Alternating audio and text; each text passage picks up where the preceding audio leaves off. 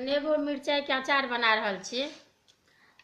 की करब, नेबो के धो कऽ अथी कऽ लेब, धो लेब आ ई मिरचाई के सेहो धो लेब आ ई सबटा डंटी अहाँके से तोड़ि देबै।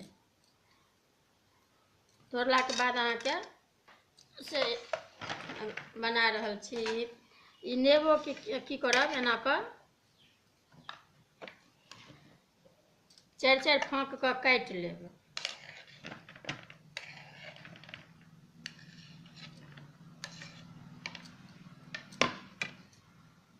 एना कऽ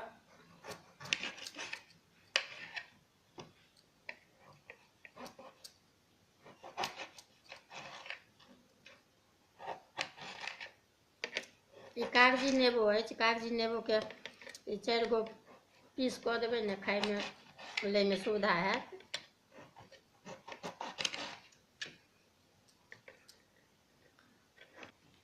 अहाँके 15-20 गो नेबो छलै, तऽ एकर अहाँके एना कऽ पीस काटि लेब।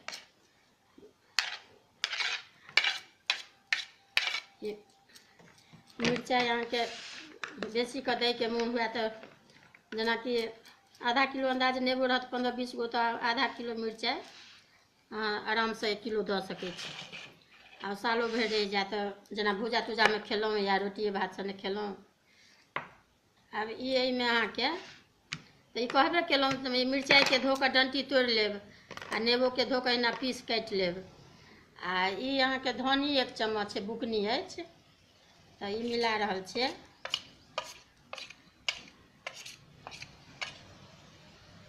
आ ई 1 चम्मच ई सरिसो सेहो बुकनी अछि।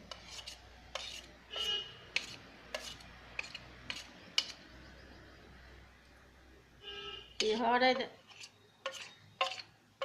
दऽ रहल छी 1 चम्मच।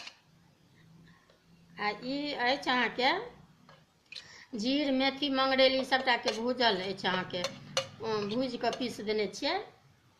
तऽ अहिना लाल कऽ कऽ अपन पीस लेबै, एकेमे मिला देने छियै हम।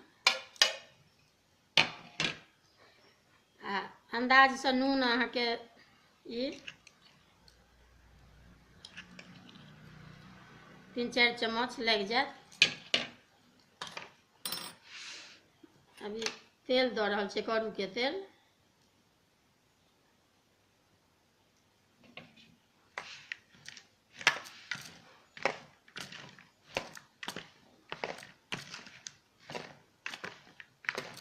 एहिमे बेसी मसाला नहि लगै छै अहाँके।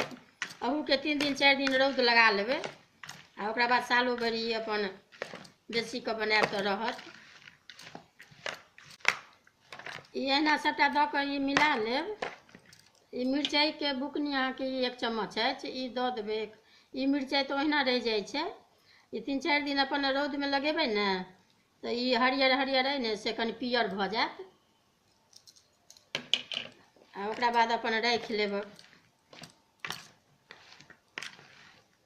आब अहिना कऽ 3-4 दिन रौद लगा कऽ लारैत रहबै, 2 बेर 3 बेर रौदमे। आब ई बनि कऽ तैयार भऽ गेल। देखबै, अगर नीक लागत तऽ वीडियोके शेयर करब। ई नेबो मिरचाइके अचार अछि। ई जतेक मोन हुए ततेक बना सकै छी।